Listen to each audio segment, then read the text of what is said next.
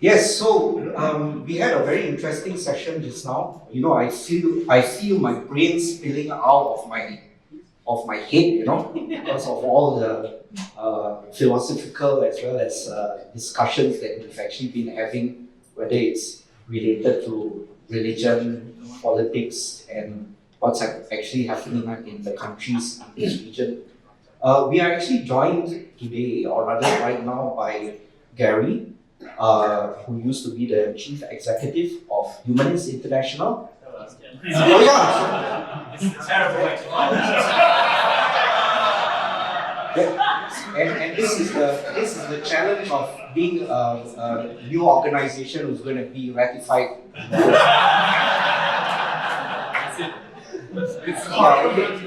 I apologize for that.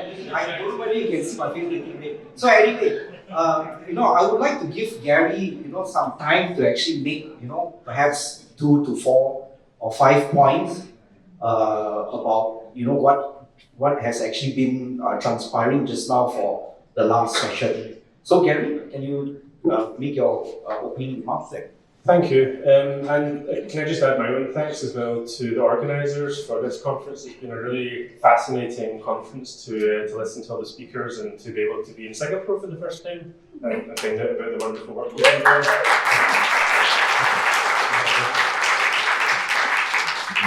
So I'm just going to make some observations on the topic of this sort of Q&A. We obviously, as many of you know, have a programme called Humanists at Risk, where we aim to support people who identify as humanists or live out their humanist beliefs and face risky situations because of that. I want to also try and answer in these comments one of the questions, which is what can we do to help support people in this situation? So I guess I'll just identify one thing at the start, which is that we see generally 3 domains in which this work is important. So the first domain, I would say, is the personal domain. Somebody's also asked me to comment on some individual cases. The last speaker, Paul, gave obviously some very good case studies. I'm sure you're all very aware of at least one case at the moment, which I'm not going to talk about, of one of our colleagues in Nigeria, but there's been many other recent cases, Gulai Ishmael and many others, of our colleagues who have been persecuted by the state often, or at least persecuted with the impunity of the state because of their humanist beliefs and identity. Just to give some numbers, last year we had 163 people contact us to ask for support because they were persecuted for being humanists. It was about 230 the year before, so a vast number of people. Of those 163 that contacted us, about 88 we were able to actually support, and about 31 through what we call in-depth support. So that can often be things like assisting with money, legal help, assistance with asylum, etc. And that work, as I'm sure many of you know, is done very, very adeptly by our casework campaigns manager, Emma, who I don't think is in the room right now. I think she's next door working. She'll talk more about that tomorrow for those of you that are at the General Assembly. But of course, that's a very challenging piece of work. We're a small organisation with 1 member of staff trying to respond to 163 cases every year. It's just simply not possible. The second domain I think that this is relevant in is the social domain. We've actually heard quite a lot about that from the previous speakers, of the need for social cohesion, for dialogue, diversity, etc. It's also a challenge for our community because quite often we see, and I think this is something that we have to be a bit self-critical about, we are quite good to the extent that we're able to provide support to individuals, to the people that are facing this persecution. But I think sometimes what we are quite bad at is having the community around people to support people who've gone through this persecution. Many of you will know of humanists who've had to relocate into, for example, Europe or America, and often found it very, very difficult. We talked about this phenomenon of ex-Muslims and sometimes being quite harshly critical of their previous religion and their social context and so on. And I think part of that to us is a challenge to have a more softer landing, a more welcoming community to people who have gone through that journey. And I think and that's also very, very difficult work to do. It takes, as I say, a community of people to be able to provide that support. And I think the last thing really is the policy and legal dimension. So you probably know as well that one of the things Humanist International does is maintain delegations at all the UN institutions. So I think one of the speakers this morning talked about how important this term FORB is, freedom of religion or belief. And this is where I think the individual stuff meets the policy questions, because to us in this room who talk about this probably every day, it seems like a very boring, mundane policy question, but I think it's some of the stuff we've heard today reminds us that that concept of being able to have freedom of religion or belief, which includes many of the beliefs that we have here, is very controversial in many parts of the world. And there are many politicians that are fighting against that tendency to have inclusion of atheists, humanists, and other non-religious people. So I think for all of us it's important in those three dimensions to do what we can. Not any one aspect of that is going to be the way that we change the situation for humanists who are facing us. It has to be all three. And to the extent that you as an individual or as an organisation can contribute to that, I think it's thinking about those three dimensions and how they intersect. And for those of you that are coming to the dinner tonight, you'll be very relieved to know that there'll be a very practical way in which you can lend assistance to this work, which Andrew will tell you about this evening. So I think I'll leave it there for now. Thank you. So I think what we will actually do is to go straight into the Slido questions. I'm going to be very democratic with this and go from the most popular questions which have actually been voted to the least. We can actually do many questions that will be good. But the first question, unfortunately, is actually directed generally to Paul, who's not here. I will still mention this question because it's the most popular question right now. Perhaps the speakers and Gary may want to take this. The question is, what practical tactics can be used to diffuse cynical and deliberate offense-taking? Question again is, what practical tactics can be used to diffuse cynical and deliberate offense-taking? And as you see on the screen. Anyone would like to take that? Gary, would you like to start first? Well, I think it's a tricky question. I think one thing we've spoken about in the humanist community in recent years is it comes back to the difficult decision between having online meetings and in-person meetings. One of the things that I think is absolutely vital to part of this point is to maintain at least some in-person meetings. We talked about the power of dialogue and so on. That exists within our community as well, and I think quite often online communication, online meetings, online social media, it's just very difficult to get past the fact that, as social animals, we rely quite a lot on facial expressions and, the social cues of human interaction. And I think that goes a long way to mediate some of this, behaviour that people can experience. So I think, although obviously international conferences, especially with the climate crisis and costs, there's a lot of pressure against that. One of the ways in which we can try and mediate some of these harmful instincts is to maintain at least some human connection with each other. Yes.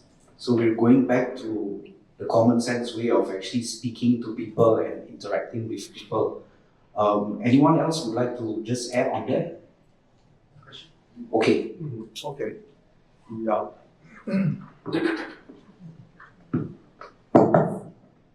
Okay. It's a difficult task for me, but from my context of from the context of my presentation, we do not do wrong things to our close friend. So it's a natural thing. So in my context, in Singapore context, the Singaporeans could have more friendship building activities to know each other and know each other with more people. And as I mentioned in my presentation, friendship building and dialogues cannot be clearly separated. So Singaporeans could incorporate dialogue element of dialogue, approaches of dialogue into friendship building activities. So in these activities, it will take time, lots of time, but it's important to continue these activities. That will be the solution in the long term, in my context. Thank you, Takashi. It's something that definitely we will actually remember to do at Humanist Malaysia, because with everything, I think we actually need to work on things and persevere on things, even with communications with other people of different beliefs and different philosophies. So we'll go to the next question, which is asked by Richie Thompson.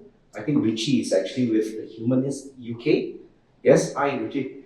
So his question to the panel is: has Humanist Society of Singapore tried to gain membership of government forums like the Presidential Council for Minority Rights or the NSC on Racial and Religious Harmony? How has it gone? I think this is actually a question to Humanist Society of Singapore, more like it. So JK might like to take this question. Yeah, keep my answer brief because I want to give the airtime to the panel. The short answer is no. This council is appointed, the members of the council are appointed by the president, and the people who are on this council must have distinguished themselves in public service and community relations. So Humanist Society is very young, we're not there yet. Hopefully one day. Yes, and I think JK, just to ask this follow-up question, what about the fact of having, or rather, has Humanist Society of Singapore ever considered trying to join the IRO, or is it something which is actually the purview of certain government officers or a minister to actually admit or ask the HSS to join? To join IRO, you must be classified as a religion in Singapore. It's an official category, and we're not officially classified as a religion. Right, okay, that's interesting. Perhaps the laws should change about that, right? Right, okay. So, going to the next question. The next question is: can the Singapore focus on harmony also be a cover-up for discussing difficult differences? The question again is: can the Singapore focus on harmony also be a cover-up for discussing difficult differences? Because Singapore panel now, Paul is not here, so maybe we look at International question. Yeah. Okay, we'll skip that question because that was obviously a question for Paul. Unfortunately, he's not with us right now. So the next question is asked by Andrea, and her question for the panel is: can humanists engage in dialogue with I'll just repeat that. Can humanists engage in dialogue with those who defend violent or anti-human rights practices? Should human rights be the common ground? Can humanists engage in dialogue with those who defend violent or anti-human rights practices? Shouldn't human rights be the common ground? Yes, Gary. Yeah, you can. Why the question so difficult for this panel? This panel had a much easier time, right? I once sat in a dialogue between the past party member, which is extreme religious, and then we were the liberals, and we tried to have a conversation. We could not. It was really difficult. They only wanted to hold on to their stand, and we also only wanted to hold on to our stand. And then one brilliant guy came along and said, I can find somebody moderate from past. And then he said, we also need to find someone moderate from our side and have those two teams talk first, and then bring back and talk to the rest of the team. You want to be secular, you want no separation of state and religion, but they want the opposite from you. So let these two teams talk first, the moderates, and then find some common ground. Then the other thing that we want to ask is, if you engage with a person who's got violent, what was it? Violent what? Violent or anti-human Yeah. rights practices. When you engage with them, are you also saying that I recognize your right to be violent? That's why we are giving you this platform to engage with us.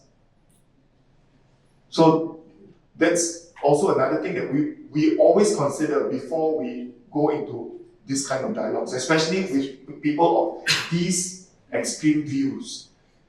We also will ask those questions, and these are difficult questions. On one hand, we know that they are Malaysians. Speaking as a Malaysian, we know that there are people who think that rape is a legitimate way to cure the LGBT community. But yeah, when we give you a platform to speak, are we also recognizing that it's okay? Your views are correct. It's not easy. This question, not easy to answer. Yeah. Yes, Gary? I think where I would have most experience with this type of thing would be diplomatic, state level type of engagement rather than individual.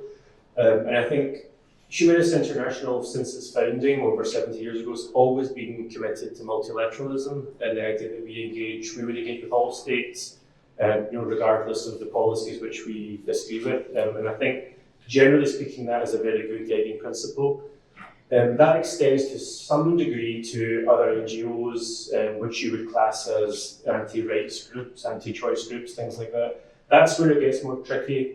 I think it is difficult, like you say. One of the questions I think we would have to ask is participating in some sort of dialogue with this organisation, is it going to boost their profile to a degree that would be detrimental to us and the wider movement? Or is it going to be some sort of genuine engagement where the outcome might not be that we change their minds, or that obviously they change our minds, but there might be some lessening of hostile tensions between the movements or a greater understanding. But I don't think there's a formula to work out when it's appropriate and when it isn't. But I think it is just to be mindful that we can't allow our credentials to be hijacked for people who want to use the language of human rights and the tools that we've developed to disguise their anti-choice, anti-human rights message. So I think it's kind of a case-by-case basis, I would think.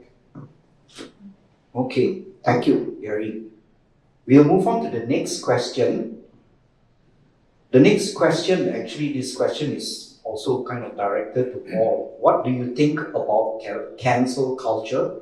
Is it fair or unfair to hold people accountable for offensive actions or statements that are not religious? Really tough questions. Well, I can just share I think this is a difficult one as well, which I feel, understanding the social context of the question, I feel like I could argue it both ways. I live in the UK, and I'm very often told by people who have a national newspaper column of how horrible it's been that they've been cancelled, and that's kind of a difficult dichotomy to maintain. But at the same time, I can also have some sympathy with people who think that free discourse and debate and debating tricky issues that make people uncomfortable does seem more of a taboo than it did perhaps when I was younger. And is that a retrograde step? Perhaps, maybe. But I think ultimately people, yes, they should absolutely be critiqued and held accountable for things they might have said. But I would hope that part of our worldview would mean that we at least have some empathy for the fact that people can grow, they can make mistakes, they can feel contrition about something they've done. And I think generally we also believe in rehabilitation. The tricky thing, of course, is that having a pile-on with someone on social media is unlikely to provoke an open, sensitive, conciliatory approach. So again, that's when I will come back to the idea that if we do have strong disagreements and critiques of things that people have said, which could be very valid, that there's ways and means of going about addressing those, which some can be more useful than others. Okay, thanks, Gary. Yes, Takashi. Yeah, how about Yes, thank you. Okay, now I'm doing my own research on new phenomenon in Singapore, culture wars.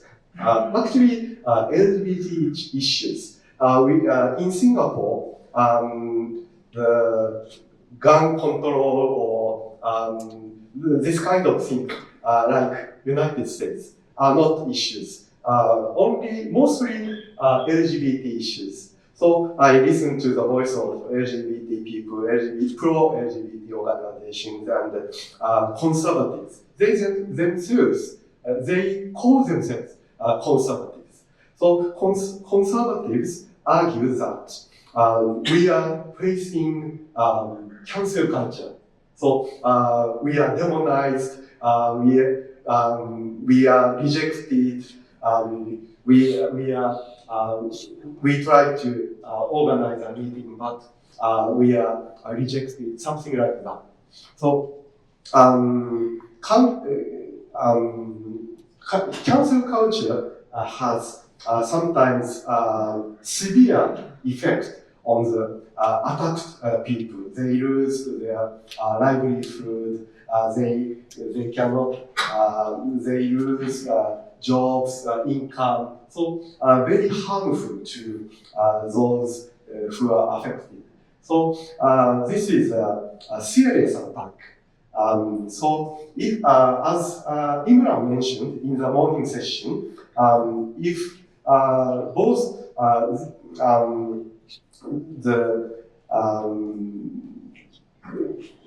we should avoid attacking, or we should avoid harming others. We should also avoid. We should not do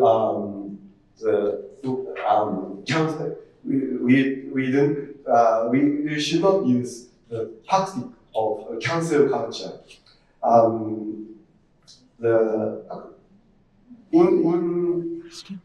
Currently, for your information, currently conservatives use the term of cancel culture, but part of conservatives use a tactic to make a list of member of parliaments who are against conservatives. So they are using for this strategy counterattack. So this is a running trend in Singapore. Okay, that's all. Thank you. Thank you. We'll go on to the next question. The next question is this: I find troublesome the idea of harmony. Actually, societies evolve thanks to conflict. May harmony be defined? Can it be a pretext for censorship? Yeah.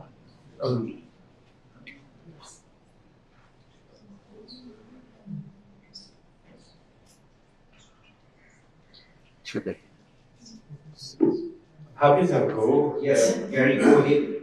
Of course, I mean, I don't know much more than I've learned today about the situation in Singapore, so I'm just going to comment generally. I think, yes, it can. One of the speakers mentioned earlier a point that I think we as humanists all know too well, which is the mere fact of our existence and us stating our beliefs plainly and dispassionately is deeply offensive to a lot of people in the world. So, immediately upon, stating your deeply held beliefs, and we know of many of our colleagues who've been jailed or persecuted because of this, merely by stating our, genuinely held beliefs, that can be deeply problematic to harmonious society, the fact of our existence. So, yes, there is a dichotomy there between a harmonious society and, free speech, and I think the management of that, the continued debate, discussion, and evolution of that balance is the point of conferences like this. It's the point of political secularism, of liberalism, of tolerance. So yeah, I think it is, an extreme is two sides of a pendulum, and it's our job, I think, to moderate the swing of that pendulum. Yeah, and I find that interesting because of the fact that here in Southeast Asia, we do have governments and countries which actually say they have social, racial, and religious harmony. But if you actually look at the underbelly of what is actually really happening in the country, the facts and the real issues may be otherwise. So that this is actually an interesting and a very deep question, actually. Yeah.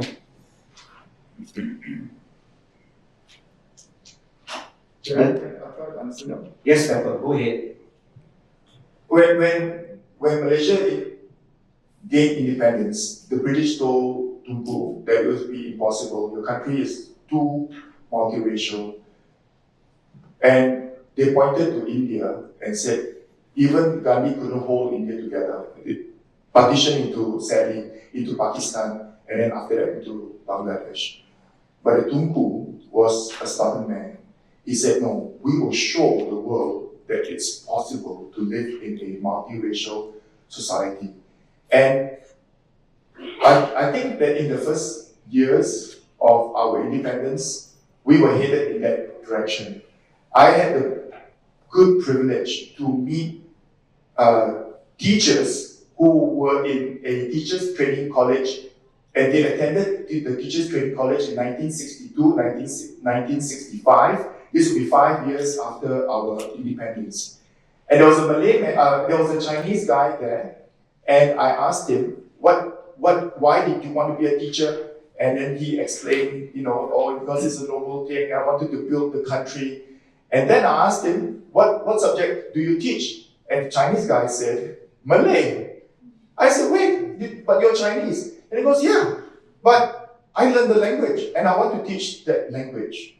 And it didn't cross his mind that he shouldn't be the one teaching Malay, because he was living in a multiracial society. Like anything was possible back then. But now, we don't have that. Only Malay teachers teach Malay.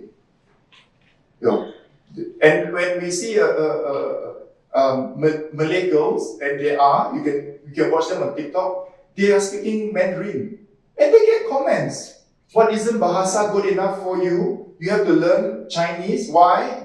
Are you looking for a Chinese boyfriend? Well, nobody knows why she's learning Mandarin. Maybe for fun, maybe because she wants to expand her horizons. But those are the kind of comments that these girls will get.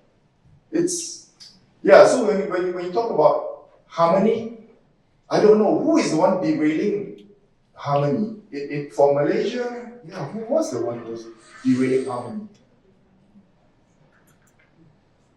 I once also posted that there was I was at an Indian wedding at a temple, and right next to the Indian temple there was a mosque. And when the Indian temple, they would have the prayers and they had their chants and whatever with their bells and their drums and I can't remember what else. And then the mosque next door started their azan, which is the prayer, which is on the loudspeaker. And the temple just stopped and let them finish their prayers first, because they have a set time where they need to pray. And then I posted and said, isn't it wonderful that the Hindus, even though it's a wedding, a very special day for the couple, they were tolerant. That was the word I used. And a Malay friend replied, why should they be tolerant? Why should we always be tolerant? Why can't we just live in harmony and make that as, we are not tolerant, I'm not tolerating you, I'm accepting you, and because we are Malaysians. I'm not tolerating you. Tolerating gives the idea that I don't like that, but I'm just bearing with it. I thought, maybe that's what we should be doing. This is, when we say harmony, we should be inclusive. We should be able to sit at anywhere. And you can eat whatever you want to eat. And then the Hindus don't eat beef, then don't eat beef. But if he's going to eat beef, let him eat beef. Or you're vegetarian, you don't eat meat at all, and he's eating meat, then let him eat meat. But sit together. Why can't you do that? But in Malaysia, we can't seem to do that anymore. It's, some people just don't. Some, my friends were okay, but there are some of my friends, they just will not. So this harmony thing, again, it takes a lot of effort, I think, to say, let's have harmony. Muhibah in Bahasa. We say that word a lot, but it takes effort. It takes a lot of give and take. Yes, you gotta concede certain things and just say that's part of my culture as well. Having the azan, they blasted out. Don't complain. This is your culture. This is your country. Don't complain. Make it part of your culture. I'm okay with the azan when they have the azan. Even when I sit during Ramadan, if you go to eat dinner, you have to wait because every Muslim at every table would order their food to be on their table, but they cannot eat until they hear the azan. And it could be an hour before they actually eat. So what do I do with my family? We also sit with our food and we just wait because this is my culture. Malaysia, this is Malaysia. And the people around you be nice, they'll go eat. Just carry on, eat. So when my kids were younger, they would eat, but for me, I would say, no, it's okay, I'll wait with you guys. We are Malaysians, I would tell them, we are Malaysians. It's okay, it's okay. It takes a lot of effort for harmony, I think. Not easy. And I suppose, yes, Takashi, go ahead. Thank you. In the context of Singapore society, the government has been declined to focus on touchy issues like the income gap between ethnic groups and also other touchy issues.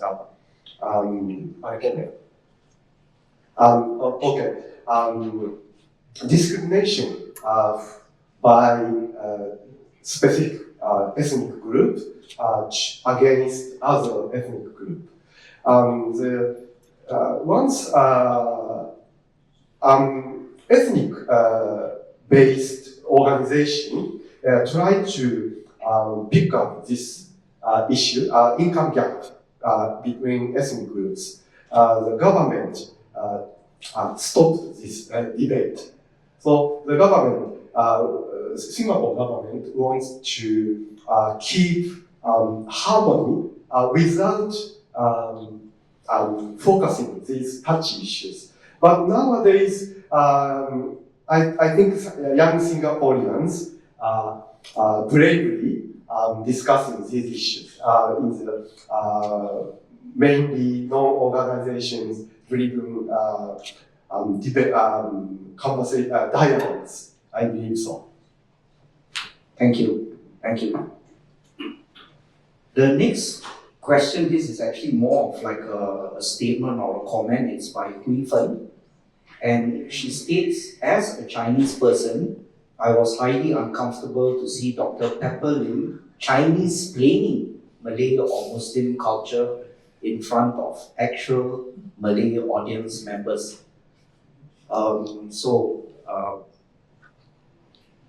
Maybe Pepper would like to, kind of comment on that. Would you like me to apologize? No? Pepper, I said it. So, It was me. It's not an apology, it's a comment. It's just because Imran was right there, and I felt it was a bit strange for you to be talking about his culture and. Should I say no offense taken? Just an observation. That's all. It's okay. It's not personal. Am I hurt by that comment? Yes, I am. Should I be offended? I should not be offended, even though I am. I shouldn't be. We should be mature. I think that if you can prove me wrong, prove me wrong. If you can teach me something, I would love that. I'm 56. I don't need to be right all the time. I would love to go out of this world knowing that I learned something new. I learned something about my fellow human beings. I learned something what not to do next time in front of this person because that person didn't like that. And I want to go out of this world knowing that we tackled the hard questions. We offended people, but for the good. If not, we'll always be. Don't touch that subject. Yeah, that's don't. No. Let everybody just be quiet and then don't say anything. You know, because someone will be offended. There's a time to offend, and then there's a time not to offend. I know when to hold my tongue, but since I was asked to talk about the conservatives, so I brought up what I thought was the interesting things about the conservatives in the country. Remember, I told you that the Malays are the nicest people in the world, but they can also go into this extreme, being this extreme and very conservative. But yeah, it's just me. But if someone had wanted an apology, if someone had wanted an apology, I would give the apology immediately. Like there's no shame in what I want. Yeah. So what? I apologize. I'm wrong. Great. Someone taught me something new. You know? Now, no, not to do this again. I love being corrected. It's difficult being corrected. I have to say that it's not easy being corrected, but yeah, as difficult as it is, I'll always try to reflect back and think, hey, it's okay. Yes. Okay.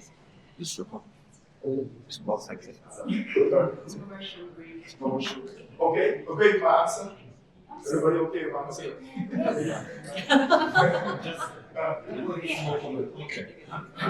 Thank you for addressing it. Yeah. Yeah. No, guys, come on. I love my country. When I was younger, I thought I would love to live in Australia. Now I think Malaysia is my home. How can I make it better? I've got friends, people who do crazy things. And I don't even bother correcting people because I always think that people would mature and they will find out that that's the wrong thing to do. And then people, will get better, just like you and me.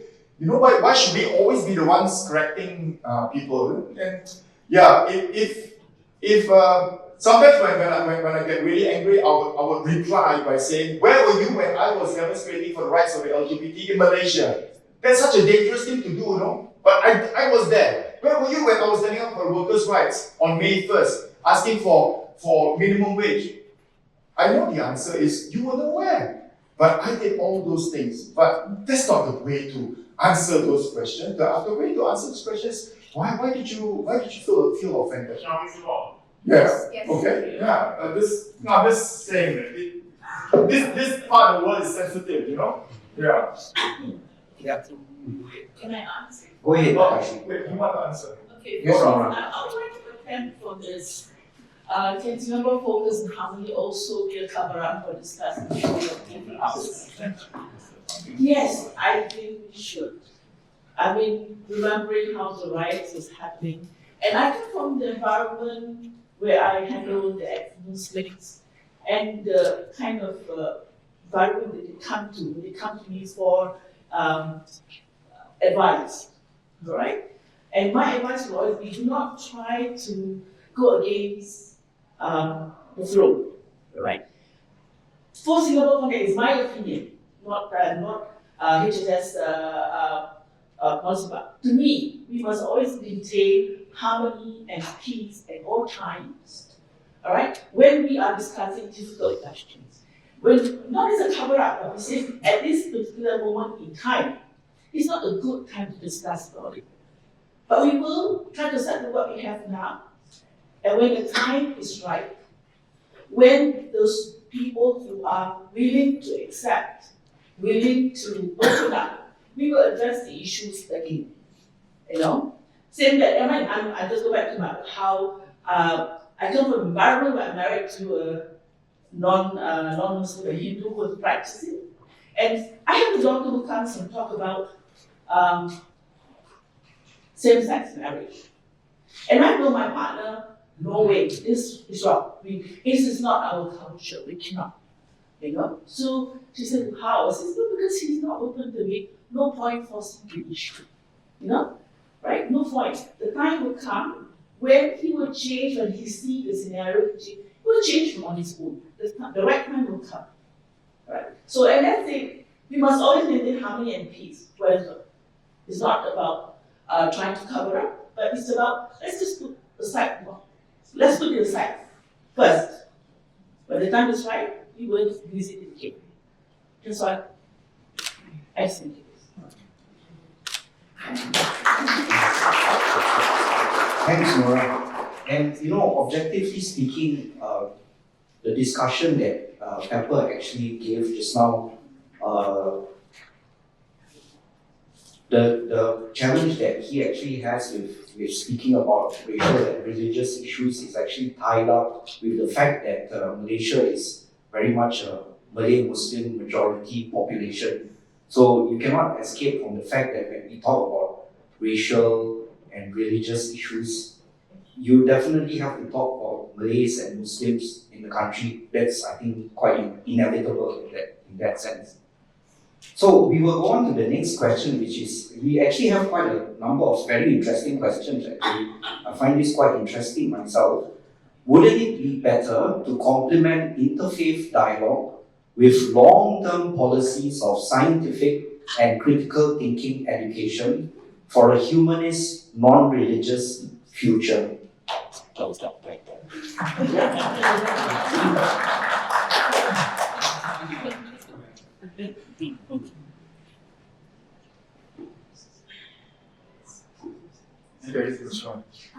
Yes.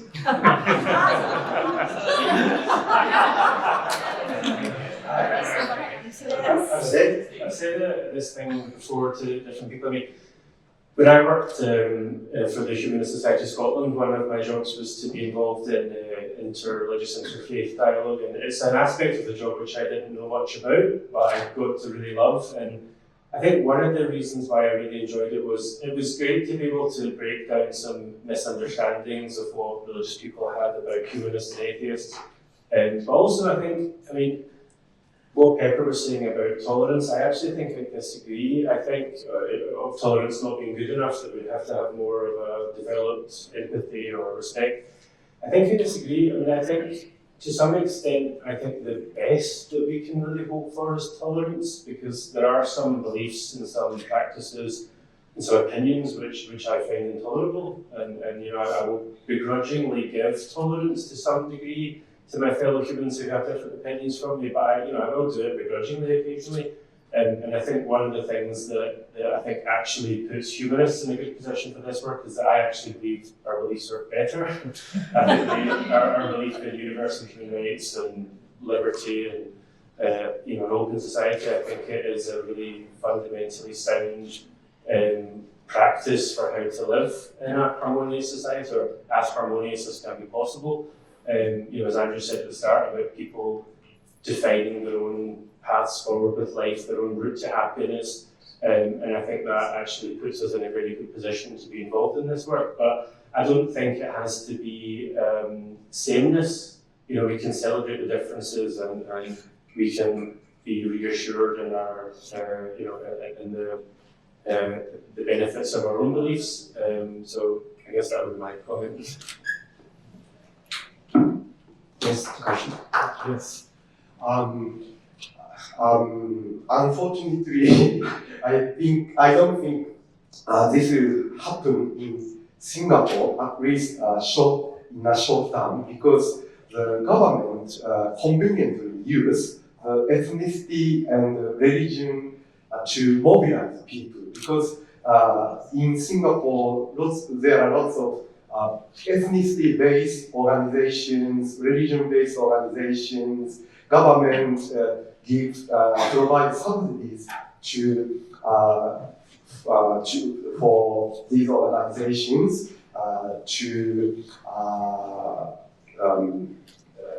do many jobs instead of government organizations. So again, I want to say it will not happen in Singapore in a short term. So if some Singaporeans think I'm not correct, please, I'm wrong, please correct me. Thank you, Takashi. We will go on to the next question. Are people who are offended always making mountains out of molehills when the offender has social power and the offended is marginalized? Anyone would like to take that question? Which is strict always. Actually, for that or just a lot of questions that Yeah. or Looks like quite a number of questions. yeah, question more relevant. Okay, sure. Right. I mean, the panelists can also choose one question they want to answer. Maybe, yeah.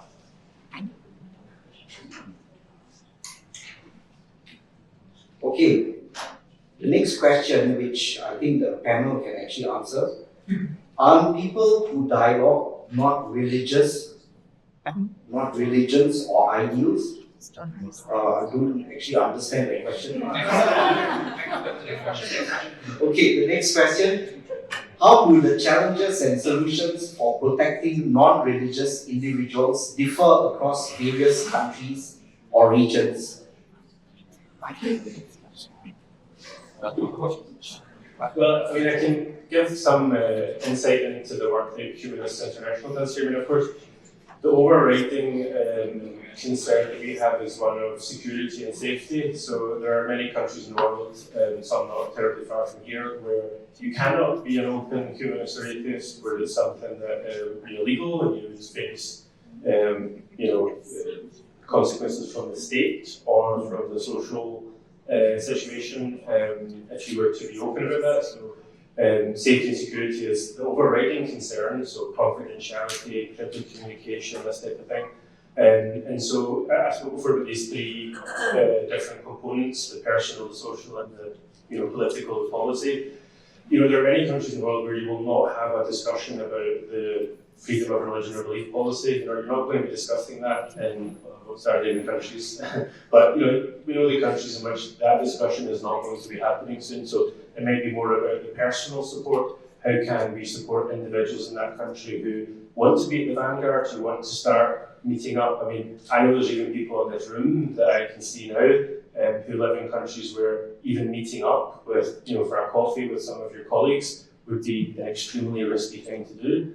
So it depends on the context. But then you have another example of thinking about let's take the United States, a country with very, very clear protections for freedom of expression and the Constitution and so on. And yet we know from many reports, next year from American Atheists, they release a report every year called State of the Secular States. And you can read in that about the discrimination that atheists in the United States face. Despite the very clear legal protections that exist for them, it's more of a social situation.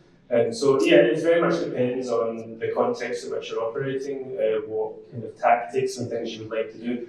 But part of what we try to do is to bring all those strands together, so we try to support individuals. Part of the network of humanist organizations around the world exists to support those groups in different regions. And then we also try to advocate for the policy changes. Many groups in here nationally, us internationally, other groups locally. So it's trying to bring all those together where it's safe to do so is the overriding concern. Thank you. I think we only have time for one last question. And the question, our last question that the panel can answer today is, in religious dialogue, what's the safeguard for the individual since a collective identity seems privileged over personal choice? In religious dialogue, what's the safeguard for the individual since a collective identity seems privileged over personal choice?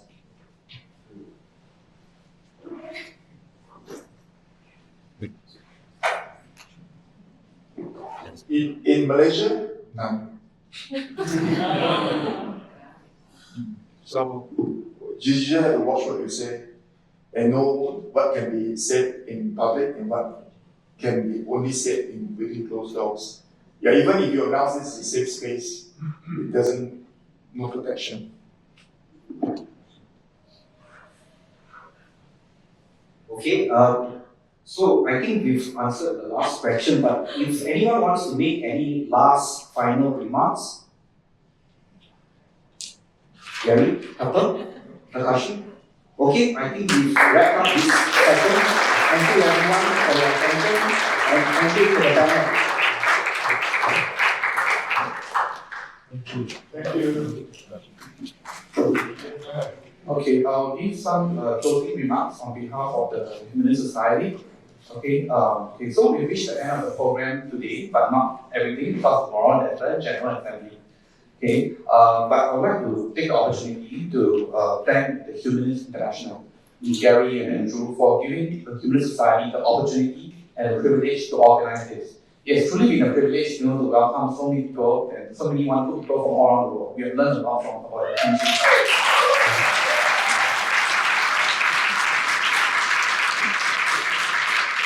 Our society is entirely volunteer run. So I would like the volunteers to stand up so that we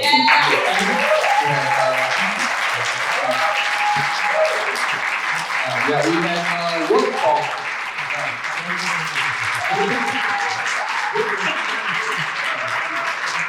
So we have worked for many months to pull it off. So it's been very tough, but we are very happy with the result. So we're done on that. Hope that we've made it a fulfilling trip for all our delegates. We're also open to feedback so we can learn more and do better next time. Okay, so for dinner later, you don't have to rush to the venue. You can start arriving from 6:30 p.m. onwards. Because we know now it's around 5:20. Okay, you don't have to rush there. And then you can show us the Google Maps of where to go. Yeah, thank you to our volunteers who work so hard.